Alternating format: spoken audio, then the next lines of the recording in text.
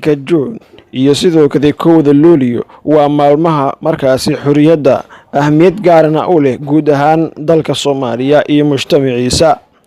ciidanka difaaca ee aagga Yaaq Birweyne iyo Leego ayaa xalay saqdhexe u dabaaldegay habeenkan 26 Juun ayadoona deegaanka Yaaq Birweyne ay ka taageen calanka Soomaaliya halkaas oo ay markaasi saraakiishii ku sugnayd ee ciidankii halkaasi joogay ka gudoomeen salaan sharaf. saacadu markay soo dhigatay 12 saqdhexe xalay ayaa laga taagay calanka Soomaaliya deegaanka Yaaq Birweyne halkaas ay ku sugan yihiin ciidamada difaaca deegaanada Yaaq Birweyne iyo Kabeerag. taliye Abuukar Carab oo ah taliyaha ciidankaas ayaa u sheegay warbaahinta in ay maalmahan la dabaaldegi doonaan mujtamaca Soomaaliyeed hambalyana u diray. Assalaamu calaykum waraxmatullaahi wabarakaatu.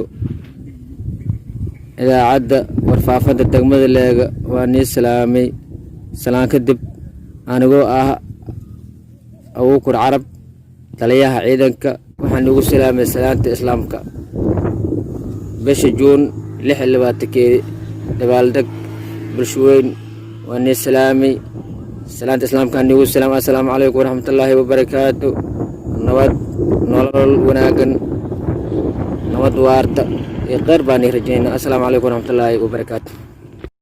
ugu dambeyntii waxaa hadal jeedinta qaatay isla markaana soo xiray munaasabadii lagu weyneynayay 26 Juun gudoomiyaha degmada Leego ee gobolka Shabeellaha Hoose mudane gudoomiye Godcur waxaana uu sanadkiisa kale bulshada u rajeeyay bashbash iyo barwaaqo isagoona salaan sharaf ka gudoomay saraakiishii calanka saareysay ee calanka Jamhuuriyadda Federaalka ah ee Soomaaliya. degmada Leega iyo shacabka maxaanu dabaaldegnay 26 Juun waxaan ku surnay Yaaq Birweyne waxaan salaad ugu gudbinay ciidamada iyo saraakiisha khaaska sanadkan iyo sanadkiisa kale Ilaahayna wadan ugu gaarsiiyo cadawna waa iska qaba doonaa.